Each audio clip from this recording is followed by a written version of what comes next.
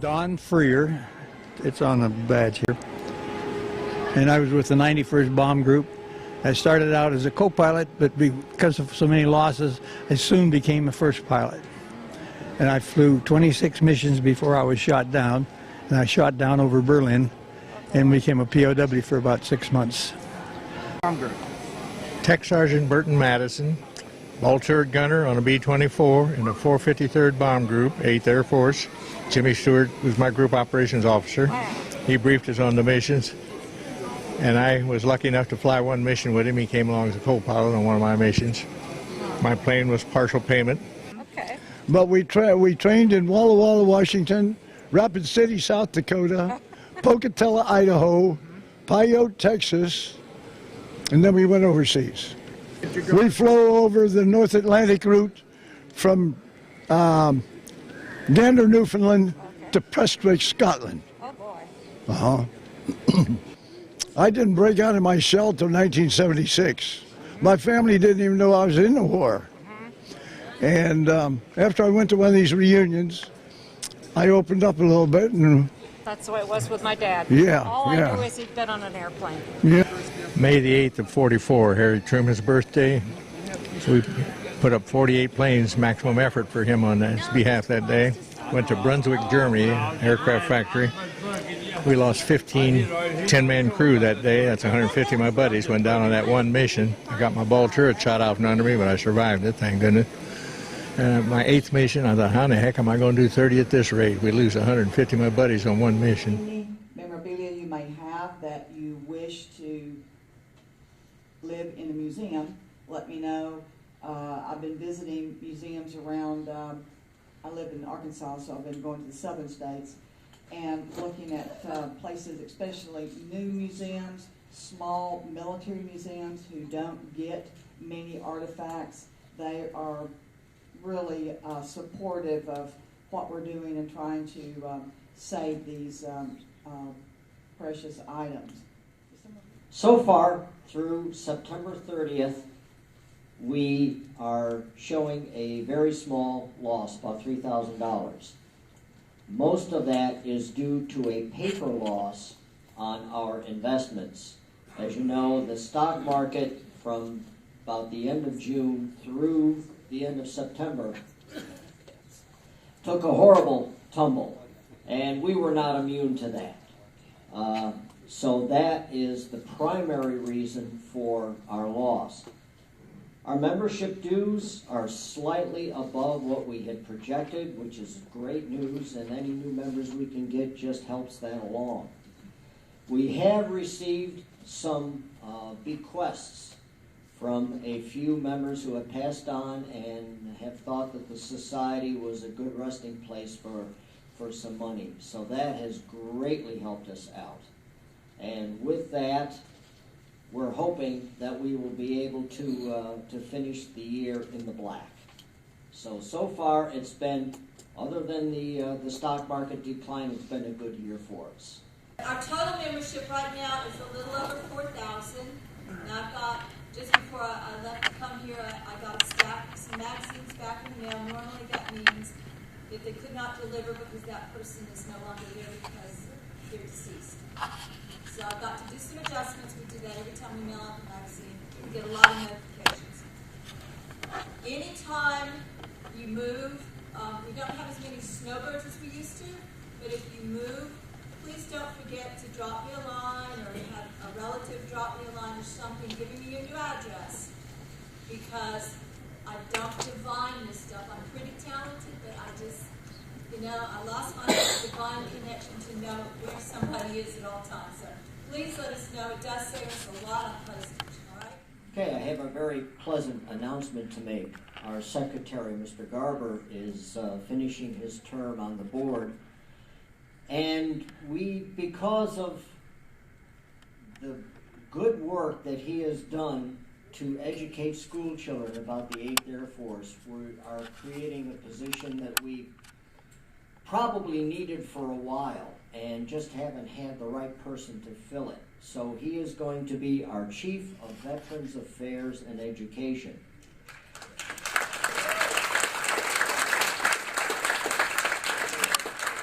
he has done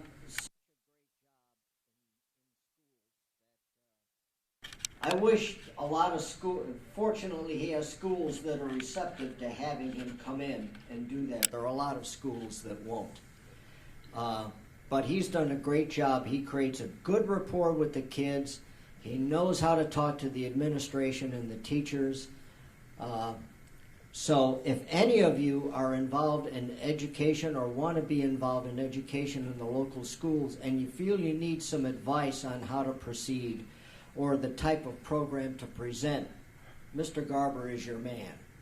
Also, if any of you have any concerns about the society that you want to raise, you can also go to Joe and he will forward them on to the board. So congratulations, Joe. Okay, just very quickly as an overview, we have set the reunion dates for this time next year. The reunion location is St. Louis, Missouri. How many of you in the room went to the last reunion that was in St. Louis? Wonderful. Well, you'll be pleased to know that we're using that same hotel. They have updated it a bit. It is, and I had to write this down because it's a mouthful, it is the Sheraton Westport Lakeside Chalet. Of course, all the information will be in the magazine. We're all set. The rate's $109, so it's, it's what you're used to paying. We're also working with the same sales director who is very familiar with the group, so very in tune with our needs physically and otherwise. All of the hospitality rooms, memorabilia room are going to be on the ground level, all around a central hub. So that way we can visit and meet in the middle and visit and meet in the middle and have a really good time. All right? Now, for those of, yes? What day of the month? October the 20th through the 24th. What we needed to do in order to take advantage of lower rates, and we're very, very conscious of money, okay, was to just shift our days instead of Wednesday through Saturday as far as start the welcome reception to the final gala. We had to shift one day to the right, so it is Thursday through Sunday. So we'll have a Sunday night gala. But other than that, the basic format will remain the same, but our goal is to not schedule two events at the same time that people want to go to both events and have to make that choice. Hello everyone, can you all hear me? Yeah.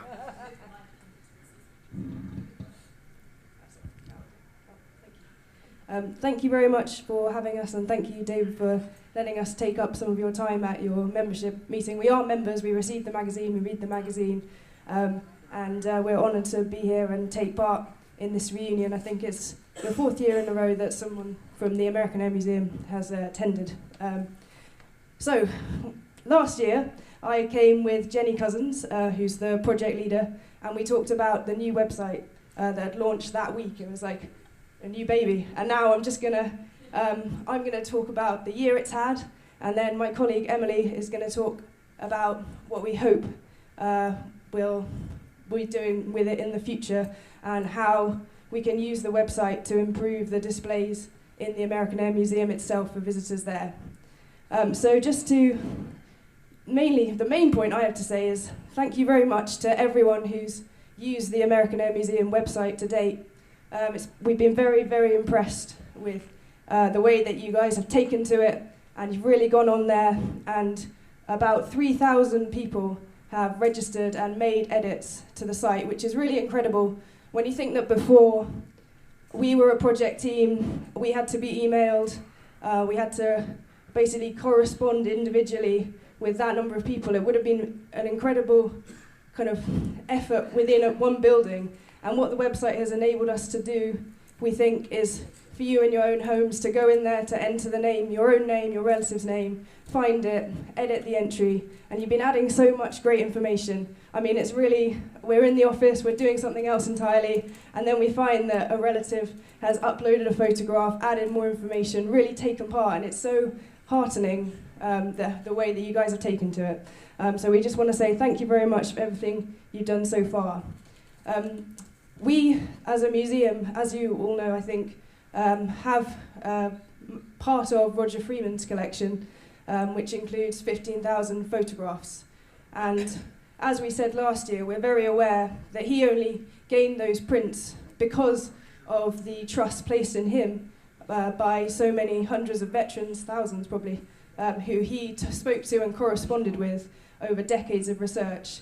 And that's why, part of the reason why the website exists, because we knew that even though those prints had physically entered the museum and that we would take care of them and digitize them, they belong to all of you and all of you who corresponded with Roger. So 10,000 of those are currently on the website, and the final 5,000 we hope they will go up in January, this coming January 2016. And at that point, we promise we'll have shared all of Roger's photographs that came to us with all of you. So I hope that when those go live in January, if you haven't been to the site in a while, you come back to it, have a look and see if we've got any photos that maybe you're not aware of, and do help us by adding more information about them. But it's just been really incredible, and thank you so much for helping a museum that is so far away with its work. And obviously, we've been looking this way. You guys have been saying, oh, you know, you've come so far. It's like we look this way all the time. You know, in our project office, we're emailing guys, we're calling you up, and we have to get the special block on our phone taken off because other people in the museum can't call the US. We're like, we need this block taken off. We've got to call Deborah, you know. So it's really, I just want you to know that our little hut in Duxford Airfield is thinking about you guys all the time and working hard for you, we hope. So thank you, that's all I'm going to say. And Emily's just going to talk about what we're up to at the moment and how you guys can help us out, and then I'll answer questions that you have. So, Emily. So Lucy spent a long time thanking you for all your hard work, and I'm here to tell you it continues. We still need your help.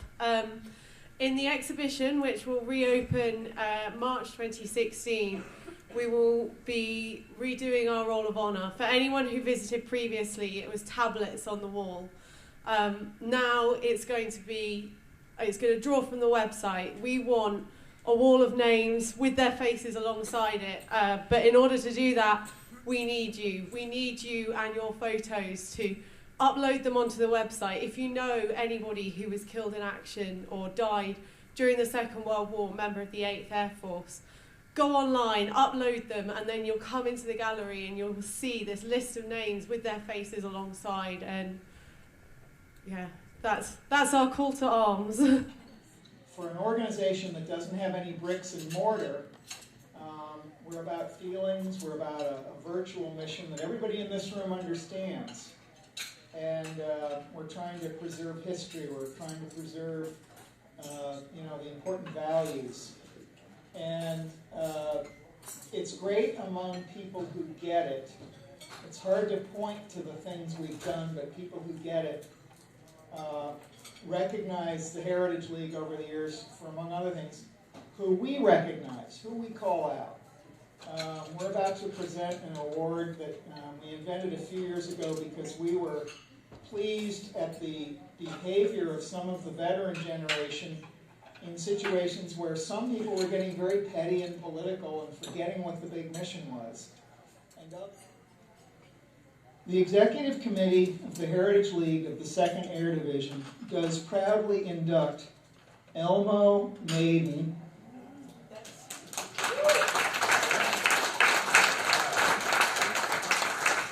into the Heritage League Hall of Fame, class of 2015.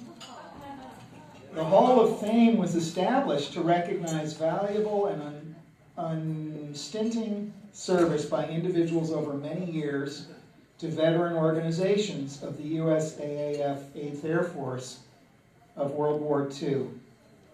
Inductees have practiced the honoring and remembering, which is the core activity of the League, and moreover, have inspired and encouraged others to serve effectively with dignity and grace. For many years now, Elmo, you have been a participant, leader, and supporter in veteran groups, welcoming others as long-serving treasurer and secretary in your own 466th BGA, helping with programming and even funding of the long-running Southern California 2nd Air Division Luncheon, and regularly participating in the venerable, if less formal, Wings Over Wendy's monthly meetings of flying veterans in Southern California. Your gentlemanly comportment has been a fine example to people in your own and following generations, and reminds us, sometimes we need it, that effective volunteer work can also be fun. We join so many of your colleagues in the organizations in thanking you for your steadfast honoring and remembering, signed by our entire board, October 16, 2015. Elmo?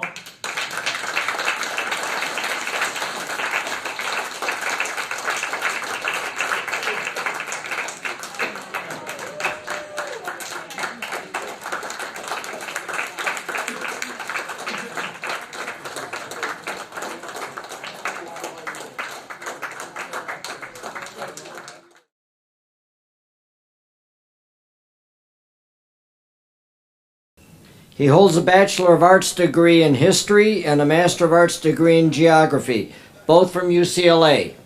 Ladies and gentlemen, welcome Bill Beigel.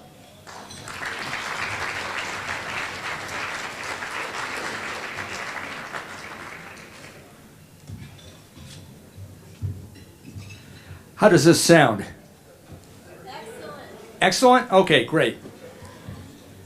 Well, my name is Bill Beigel, and I'm very excited to be here. Just in the 36 hours that I've been around here, I've had some amazing conversations with some of the veterans in this group. And boy, the stories that these guys tell, like it's some sort of event, when in fact it's an aircraft crashing, which I can't imagine what could be more terrifying. So, my gosh, I just love to have these little moments to chat with folks.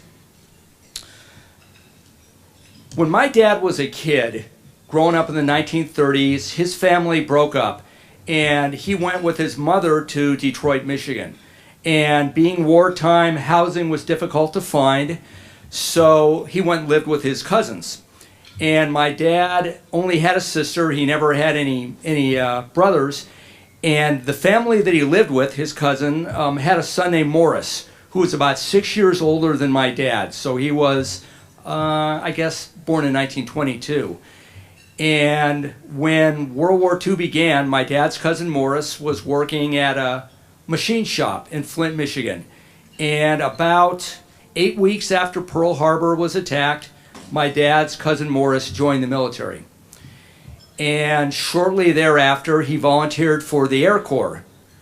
And my dad was very, very excited about that. In fact, for my dad's whole life, my dad would have been 85 years old today, so that's kind of interesting. But anyway, my dad's whole life, he would draw B-17s and B-24s, and he was always very interested in that. But I knew that he was not in World War II. He was in the Korean War. And I would ask him, Dad, why are you so interested in B-17s or P-51 Mustangs? And he didn't really want to talk about it. I knew there was something there that, I don't know, he just didn't want to share it. But anyway, maybe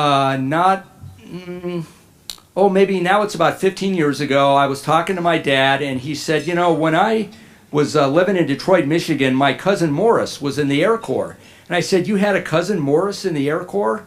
It was something I had never heard anything about. And he said, all I know about my cousin is he went away to fly in World War II and he never returned. And my dad said, you were a history major at UCLA, and I always had a bit of interest in that sort of thing. So he said, if you can find out anything about my cousin, I'd really like to know about it. So the way that he asked me was so nice that I had to do it. So that's what I started to, I decided to find out about Morris Myers, my dad's cousin. So I started to dig in, and I was a history major, but I knew nothing about military records or any of that kind of stuff, so I really was starting from scratch. Anyway, I found out that after my dad's cousin volunteered for the Air Corps, he was assigned to the 385th Bomb Group. And I've talked to some of those great B-17 folks in here already today.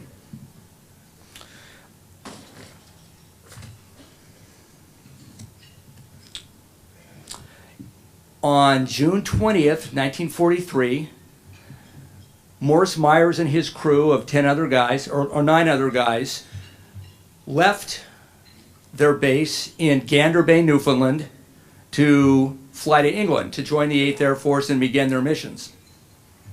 Now, what I'm telling you right now is already more than my dad ever knew. My dad said, I think he was missing in action over Germany, but none of us know. And so just that little bit was interesting.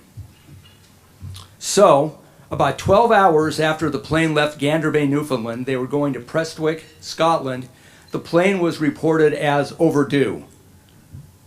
24 hours later, it was reported as missing. Now, there are a number of, there's actually 2 reports filed for this plane. I know there's some historians here who know about missing aircrew reports. So there is a missing aircrew report for Morris Myers' plane. There's also a big aircraft accident report.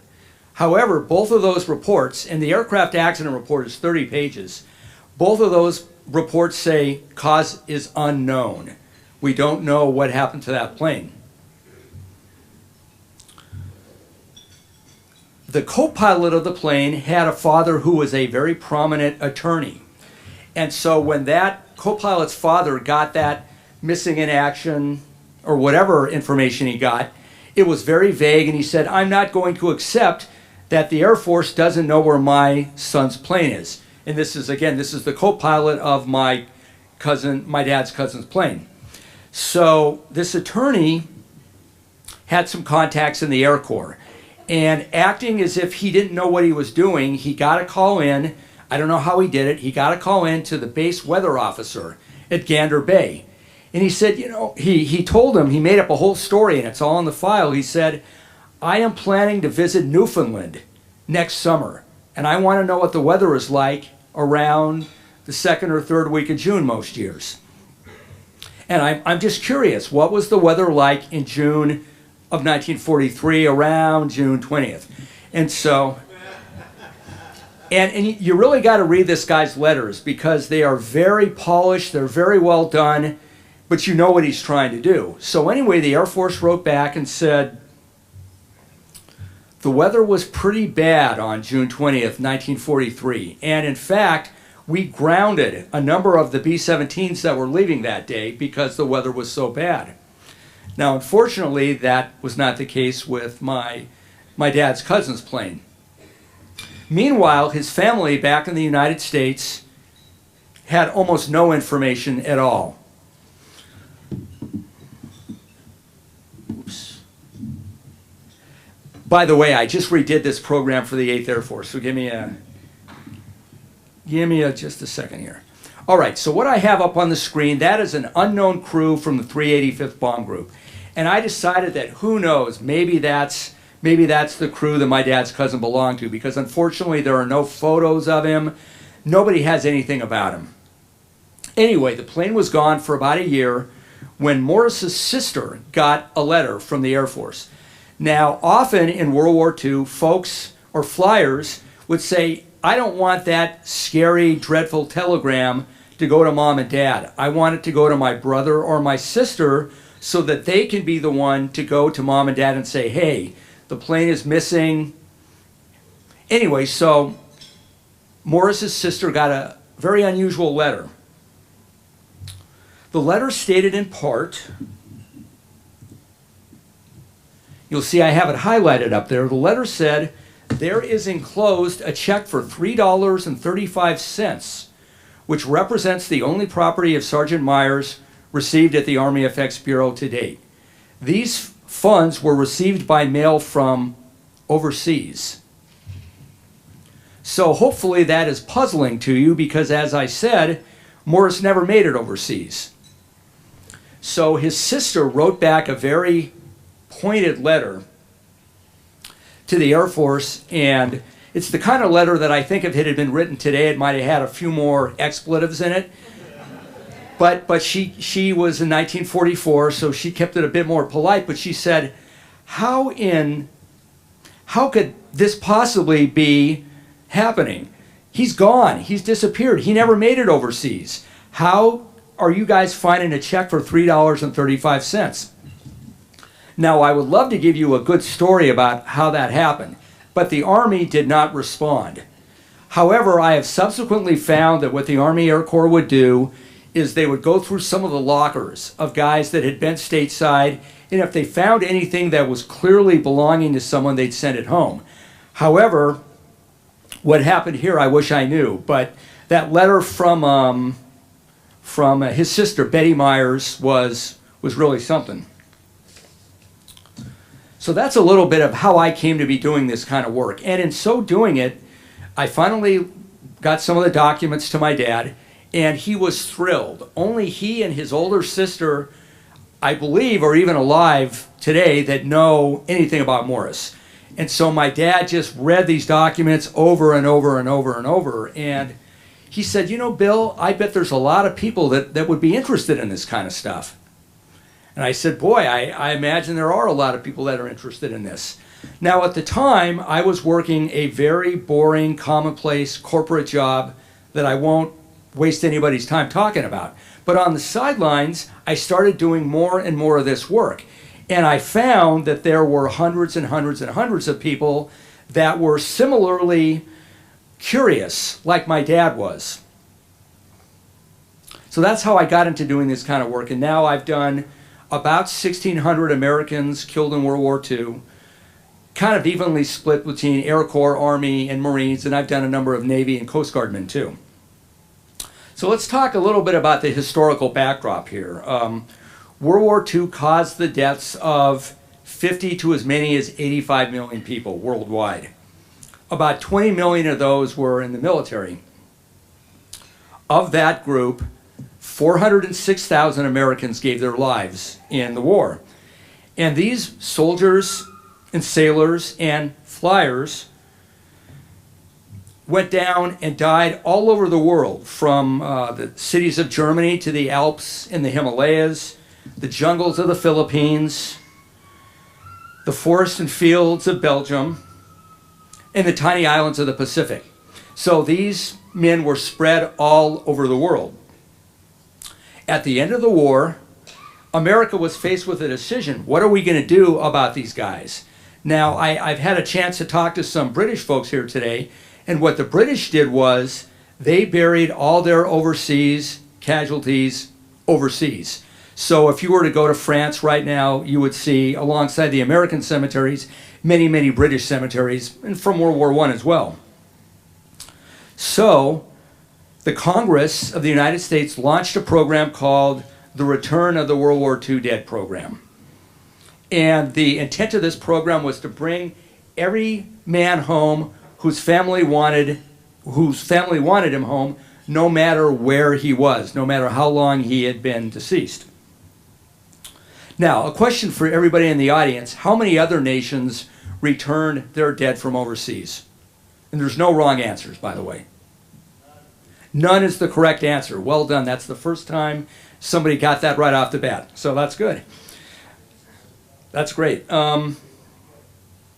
Now, why did the other nations not bring their dead back? Not because they were bad people, but because most of the nations involved in World War II were far more damaged than the United States were. Yes, we had our many casualties, about 1 million casualties overall, 400,000 dead, 600,000 wounded. But the other nations, besides having these dreadful losses, also had their cities destroyed. Many of them were, they had political regimes that were overturned at the end of the war. And so those nations were in no position to do this kind of thing. Only the United States was. However, there was a bit of a problem with returning our dead, and I'll tell a couple stories about that. I am currently researching a C-46 cargo plane that crashed in Australia. Now, Australia is part of the British Commonwealth, and it's part of their military procedure. Anyway, this plane had 5 Americans on it, and it had about 7 or 8 Australians on it. And all they were doing was flying from one town to another. I think it was an 8-hour flight. Well, for whatever reason, the plane didn't make it to the end of its flight, and it was reported missing. And it turned out that it crashed in a little canyon right in the middle of a big cattle farm. And somehow nobody saw it go down. Somehow nobody ever came across it till about 2 years later. Now, where the story becomes a little bit tricky is that, of course, all the men on board were killed, and so they were taken to the local Australian cemetery to be buried, so as it should be.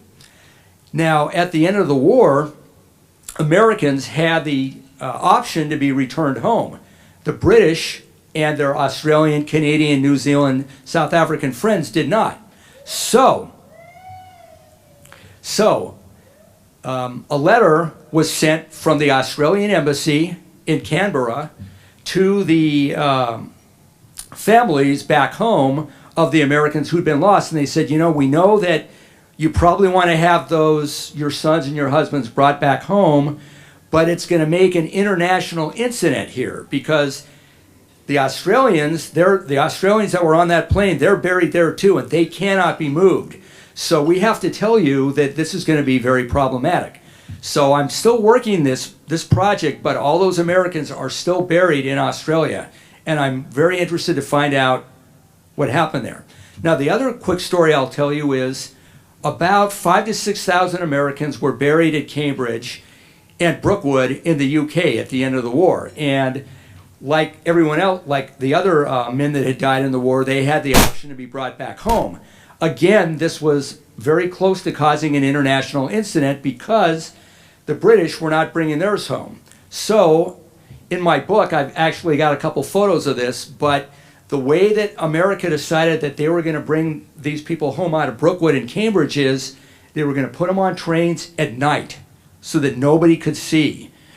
And they were all shipped to Cardiff, Wales, and they were sent home from there.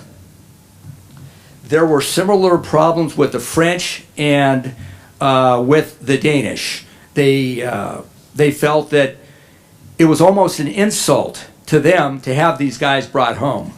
So a lot of problems there.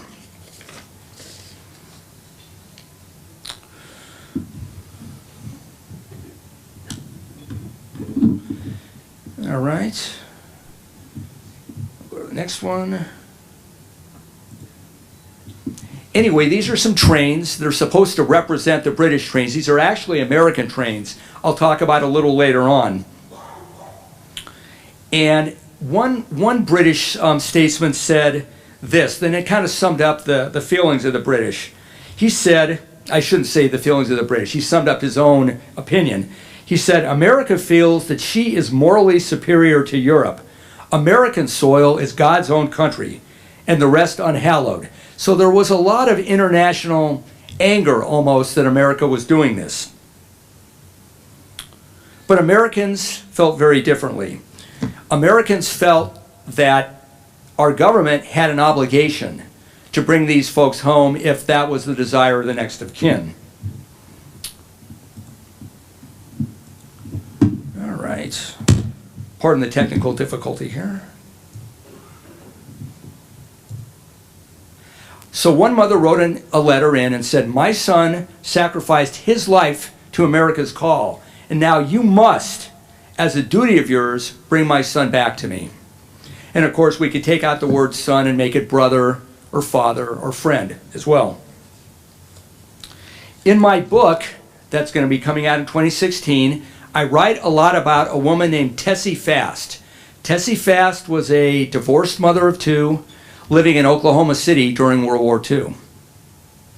She had two sons, like I just mentioned. They were named Guido and JB, and she lost both her sons during the war. So she wrote a letter after the war ended to President Truman. And this is what she wrote. And by the way, she was a very, very intelligent person. Her file has got 30 letters in it. She went to Washington and met with Eleanor Roosevelt, just an amazing person. Anyway, she said, is this too much to ask, considering they took all I had in the world, my whole life's work? Would it be asking too much to have just one son's remains back, that I might lay a few flowers on it to ease a small bit of the pain? Yes, I know the kind of arguments some people make about bringing the boys back. However, it is usually the people that say that are the people that the war has not touched. And let me tell you something. We mothers would rather have the truth than a lot of fancy falsehoods. They hurt a lot more. I'll talk a little more about Tessie as we go on. And one thing I like to talk about here also is, for people that are interested in this, the way that World War II changed how we bring our dead home. In the Korean War, they were brought home after about a week. Some were sent to Japan first. In Vietnam, brought home in a few days. And now, for those that are killed overseas, they try to bring them back to Dover Air Force Base in Delaware within a couple days. So that's a real change, because if we go back to World War II and somebody was killed in 1942, it might be 10 years before they were brought back. Now, the next question I'm going to ask is for the next of kin who had lost folks overseas and who wanted them brought home. They had one overriding concern more than any other. And can anybody guess what that concern was? No wrong answers. They wanted to know what happened. Lots of letters like that. Yes. Another one. Yes. Exactly right. Thank you. Is it really my child? Because think about it. Many of these men that died in World War II died in places with names completely unfamiliar to everybody back home. Now, yeah, you might know if you heard, yeah, he was shot down over Berlin. Okay, I understand Berlin. But what about if he was shot down over somewhere over the North Sea, or over Japan, or over the Philippines? So, thank you. That's exactly the right answer. Now, on this topic, Tessie Fast was concerned as well. And I'll tell you a little more about her and why her story is so interesting. During the war, she remarried a man whose name was John Frost. So her name went from Tessie Fast to Tessie Frost. And the military was screwing up all the letters because the name was changed, and it's really just watching her letters in the file saying, "Get my name right," is really amusing. Anyway, she wrote a letter to President Truman requesting to personally go and retrieve the remains of her son Guido. Well, we can all picture how that's probably not a good idea, not a safe or even appropriate idea. But she was not anybody that would take no for an answer. So she wrote letter after letter after letter, going all the way up to the chain of command, and she got back to President Truman again. And the letter that she wrote said, "I suppose it will be denied, but I would like to go there when the body is exhumed. He had so many dreams of coming home, and he hated setting foot on foreign soil. He had no desire to travel away from the States ever." But as I said before, her request was denied. And by the way, he was killed on Guadalcanal. Her other son was J.B. J.B. was a flyer in the Air Corps, training in P-51s at a base in Florida. On July 31st, 1944, he and 4 other P-51s went on a mission, practice mission up to Valdosta, Georgia, and then back. And their outbound and their inbound were different routes. Anyway, that plane disappeared. And they think it went down probably over the Florida Everglades, but that plane was never found either. Anyway, in the end, she did have her son brought back, and her son Guido was buried next to her in Oklahoma City. Now, I'll tell another story because this is an 8th Air Force story.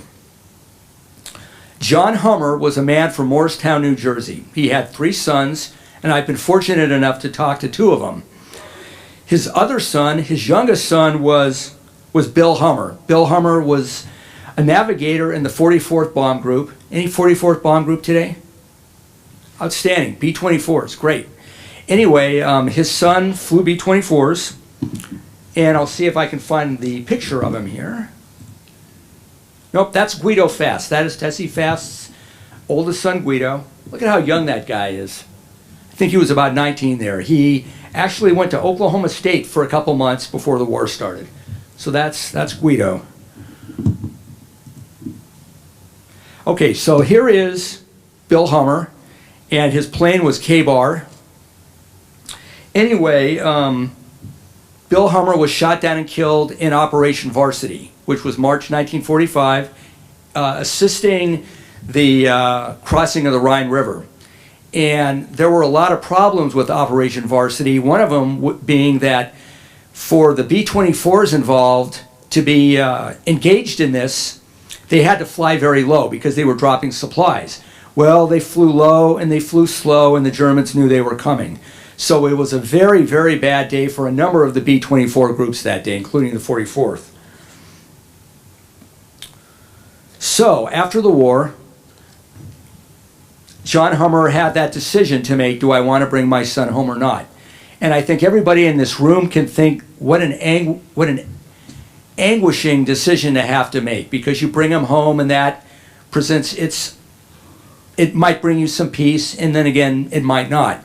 So John Hummer wrote a letter to a general in the Air Corps, and he said, "Following what I believe would be the wish of my son Bill, I don't want his remains disturbed, at least until such time you have communicated with me and I make a definitive decision. My son's death was the cause of his mother dying the following June, and there are other situations I must consider." And I might add that many of his letters are much, much angrier than this. He calls out every general in the Air Corps, and you can't blame him either, I guess.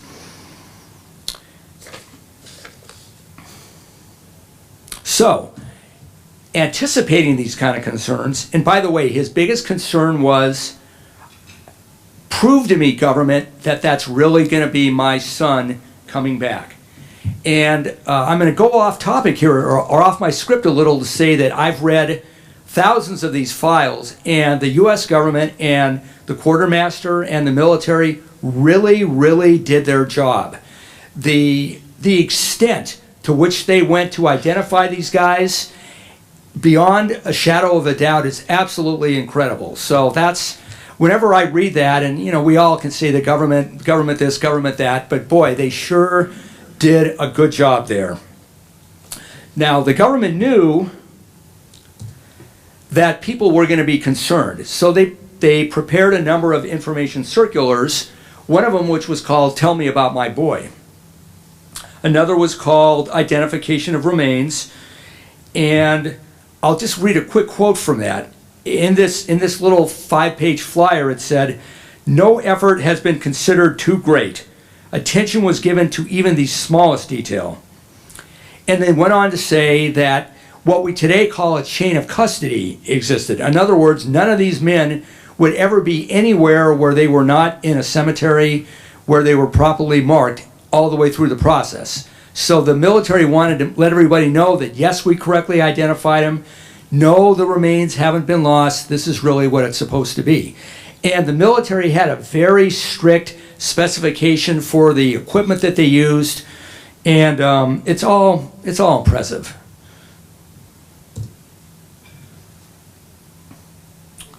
I'll tell one more 8th Air Force story here. Nobody knows what a man named Ralph Shannon was doing on May 3rd, 1943. Ralph was the editor of the Washington, Iowa Journal.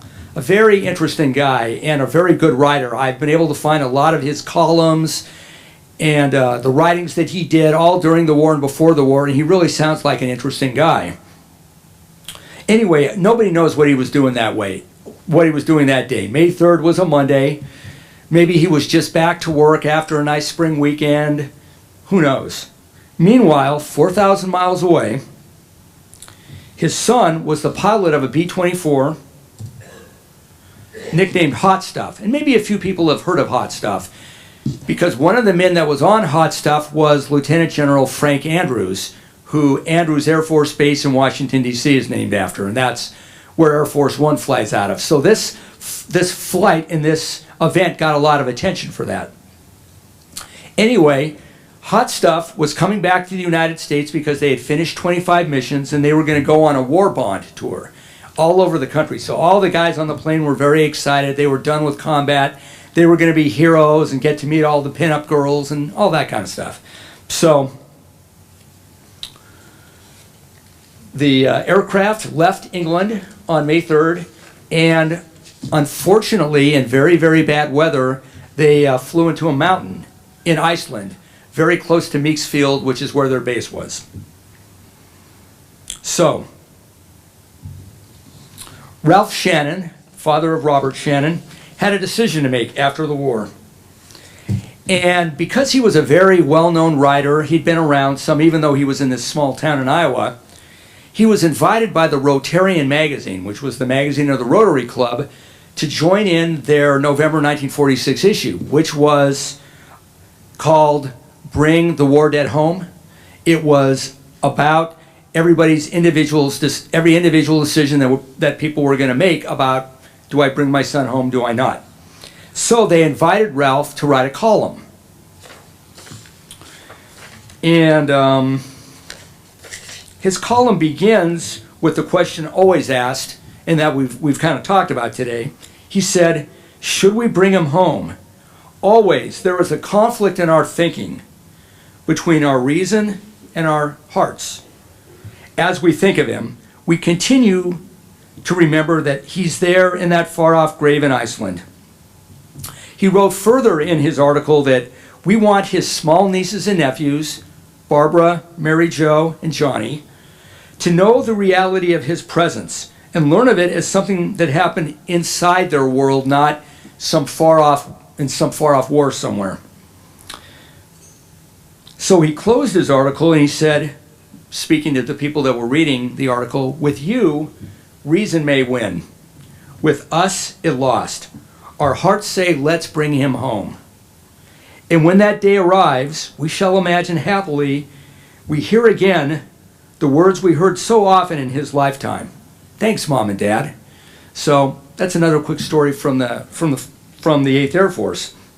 So in the end, we did bring them home if the next of kin wished it. And there was a very interesting government form that they sent out to everybody, and I didn't have a chance to make a slide of that, but it's really it's an unusual form for the government. Okay. Here's Robert Shannon. I think he was 26 years old. Actually, that would have made him an old man. Here is a photograph of the flag-draped caskets of the crew of Hot Stuff in Iceland getting ready to be brought home.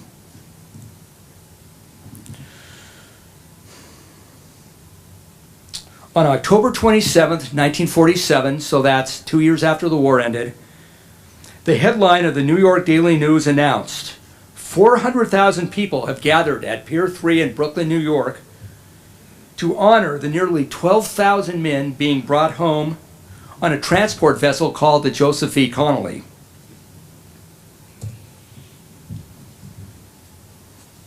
The article went on to say, in solemn and impressive conclusion, 2 Navy destroyers began dropping overboard more than 100 floral offerings. First to be dropped into the water was a large cross of roses, followed by a Star of David of carnations, and an American flag of many different flowers. An Army Honor Guard was there to fire the 21-gun salute.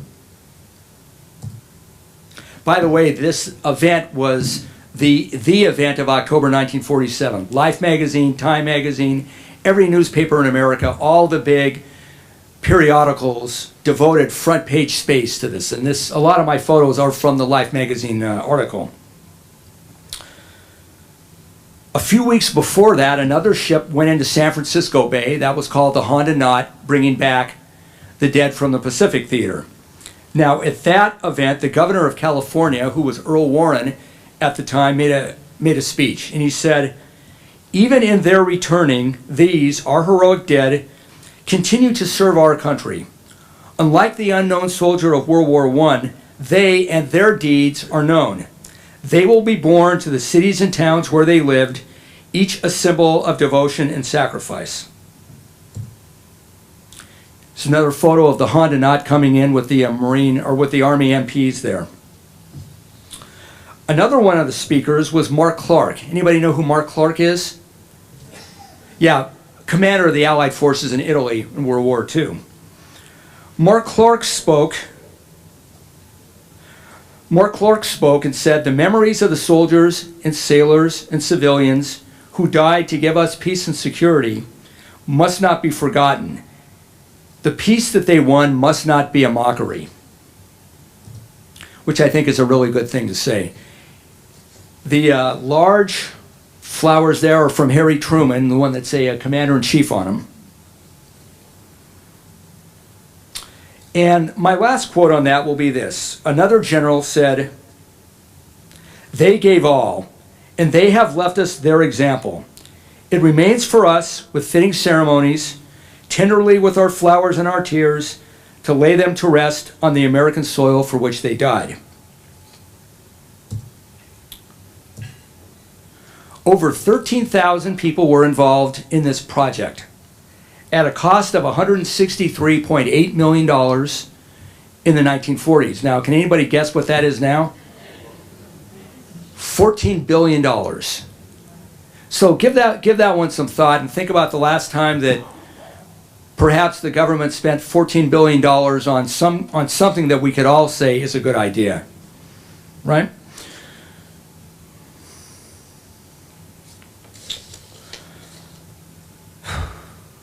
I get emotional doing this, and part of the reason I guess I feel this way is that my dad's cousin, of course, was never brought home, never found. No one knows where the plane went down, although there was a note in the file where someone said B-17 tail number left us a message saying that they were about 20 miles off the coast of Scotland. However, I can't find any other reference to that. So, but in any case, I guess I do feel so emotional about this because these were men that were found. My book is going to come out in 2016, and anybody who's interested, you can pick up a flyer in the back of the room. You can sign the little sheet there, and pick up one of my business cards. In closing, I want to thank the 8th Air Force Historical Society for having me speak today, and I want to thank all you for listening. And mostly, I want to thank all the veterans and active servicemen in this room, servicewomen in this room, for all their service to the country and to our world. If you're a member of the 8th Air Force, would you put your hand up real quick? Let's all give them a big hand.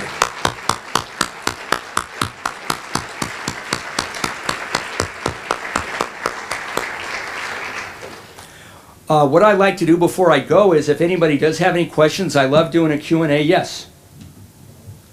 My name is Nancy. Hi, Nancy. Vice President of this one. Yes, we've talked, I think. My grandmother was a Gold Star mother. Oh, boy.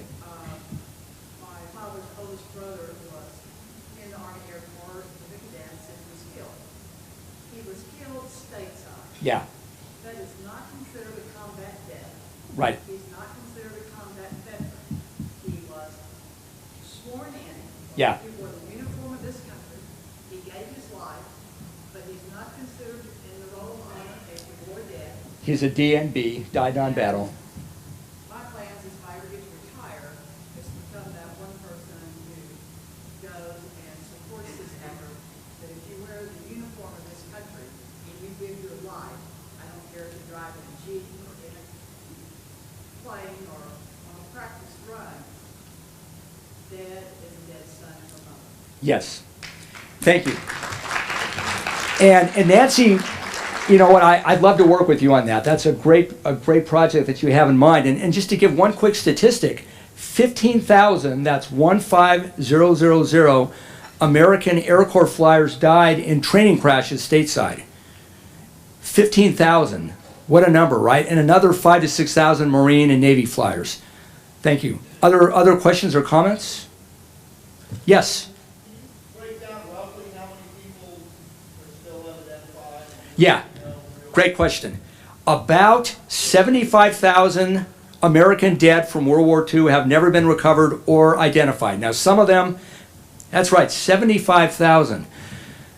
Of course, some of them will never be found because they went down at sea, they were in submarines, or their aircraft went down over the water. But there are many unidentified Americans buried with that headstone that says unidentified Americans. And when I was doing this talk, In Kansas, a couple months ago, I had a person come up to me who had an uncle that was on the USS Oklahoma, which was one of the battleships destroyed at Pearl Harbor.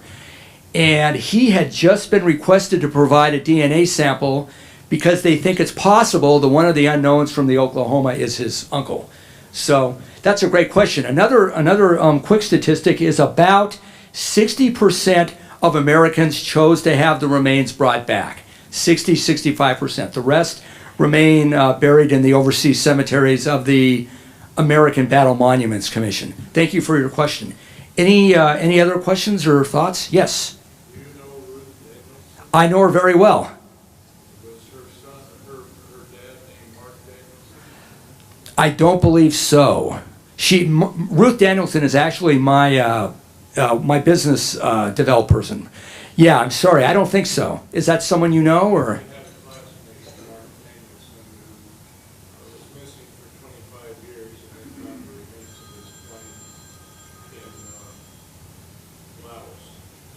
From Vietnam. That's great. I'm glad they recovered him.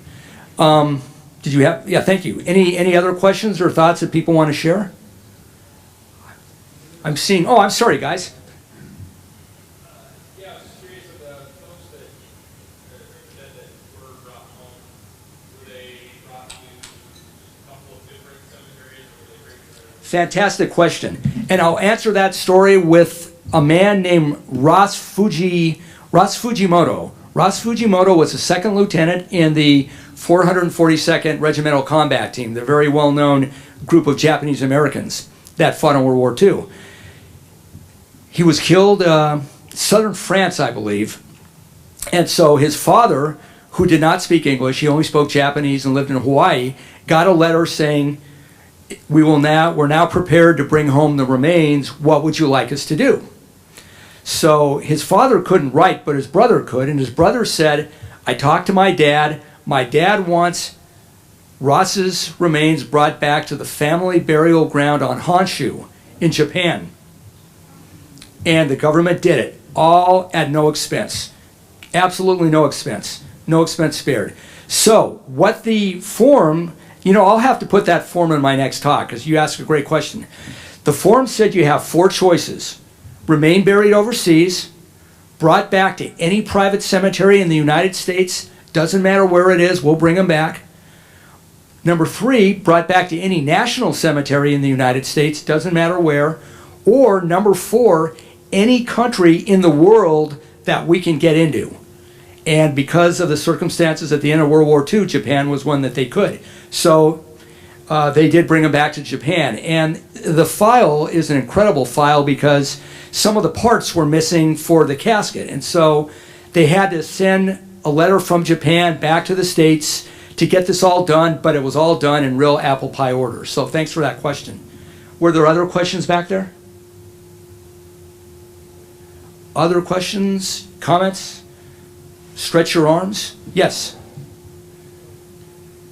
Is there any monument for the Rosie the Riveters and the farmers, the people on the assembly line? That's a great question. I like her idea. I think we should pursue that. Yeah, I couldn't agree more.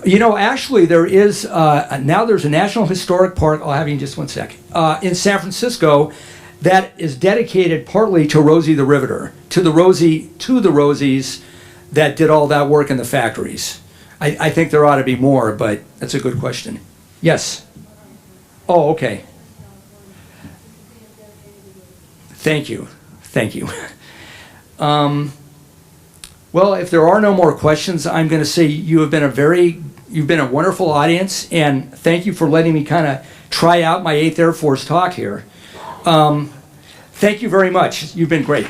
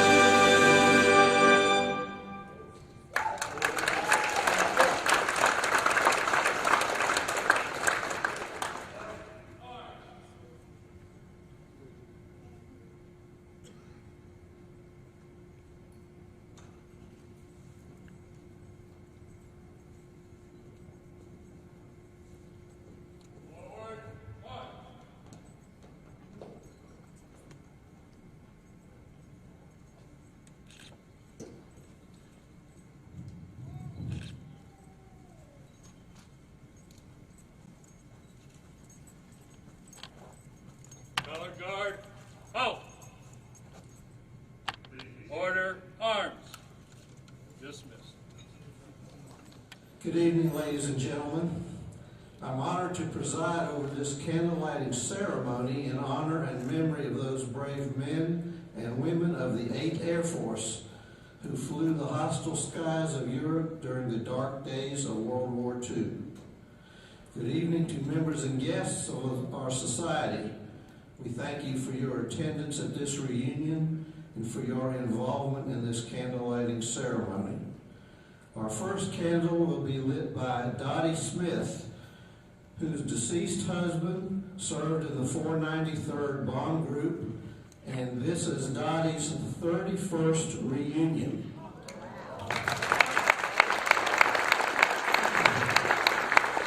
We light the first candle, which signifies the reason we are gathered here. We are here to remember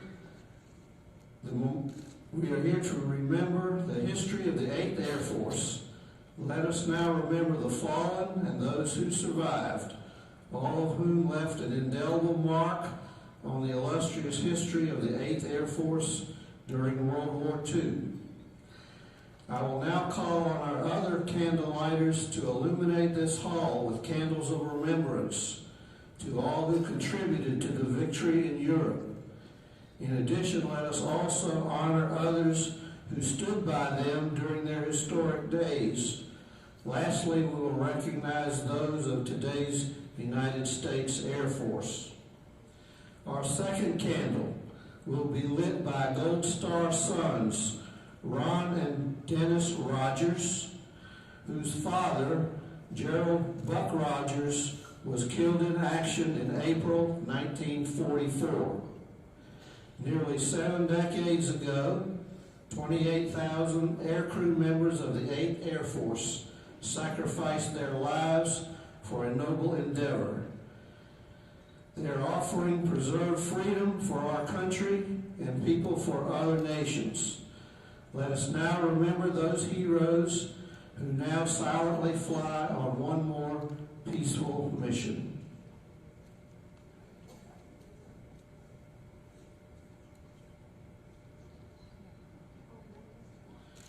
Our third candle will be lit by Will Davis, prisoner of war, 392nd Bomb Group.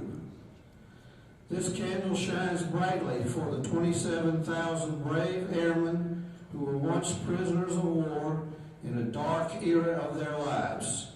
They survived the downing of their aircraft, only to be placed in a dismal enemy stalag. We salute those survivors for their perseverance and valor in the face of the enemy.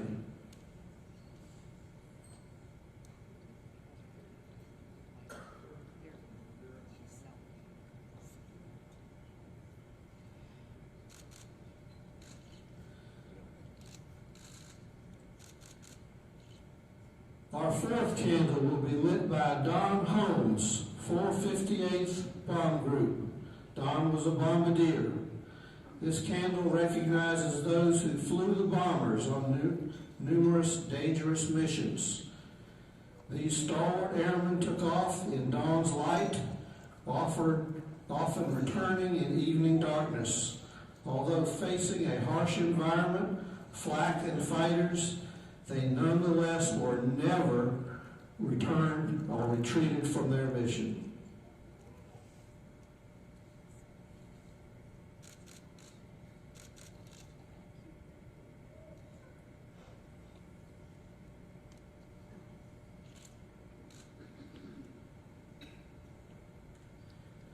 The fifth candle will be lit by Steve Hocktoner of the 56th Fighter Group. We now recognize those daring fighter pilots, of those that the bombers referred to as little friends. They flew to the defense of the bombers, regardless of the danger facing them from enemy aircraft. Bomber crewmen watched as the little friend swept over them like a protective blanket until they reached friendly shores. Their gratitude was endless.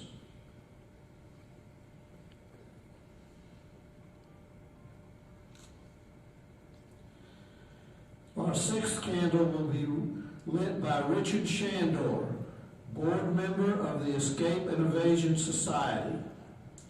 This candle gives recognition to the men and women of the 8th Air Force assigned to headquarters, wings, groups, squadrons, depots, and detachments. Their duties were essential to bomber and fighter operations and were of paramount importance in the 8th Air Force achieving its success and mission victory.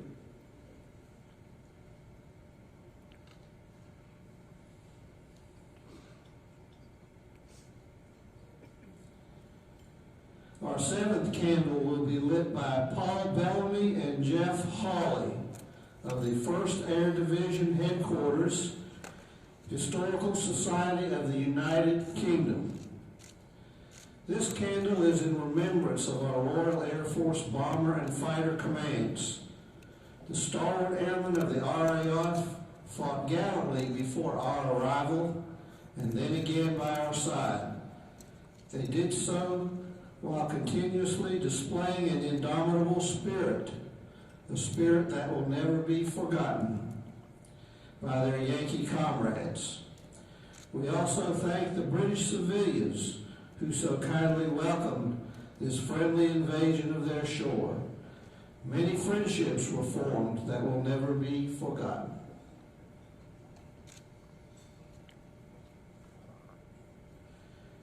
Our 8th candle will be lit by Steve Snyder, whose father served in the 306th Bomb Group. We now recognize the men and women of today's 8th Air Force. They too are adding to the legacy of our Air Force history. Therefore, we salute this new generation of airmen and airwomen who are today protecting our nation at home and abroad during these trying but historic times.